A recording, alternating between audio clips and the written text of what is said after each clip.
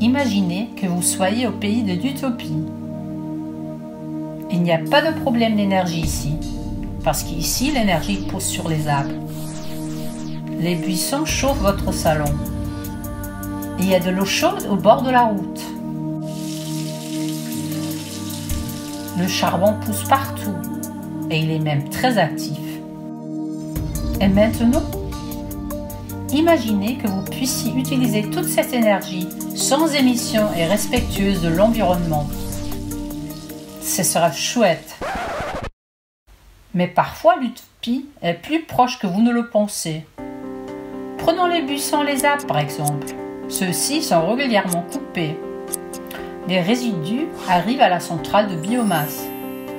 Ici, elle est transformée en copeaux de bois, combustible pour le poêle à bois ou la chaudière à biomasse. Ou les feuilles qui tombent des arbres en automne et l'herbe fauchée au bord des routes.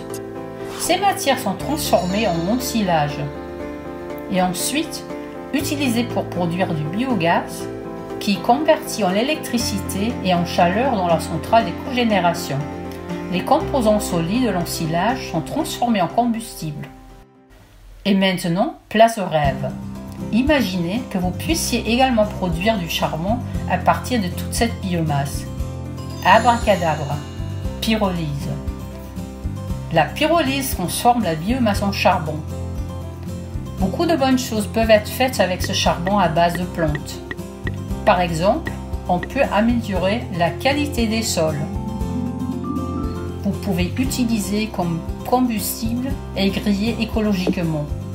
Le charbon de bois de barbecue Redirect ne fait pas payer les arbres et est plus propre que le charbon de bois conventionnel.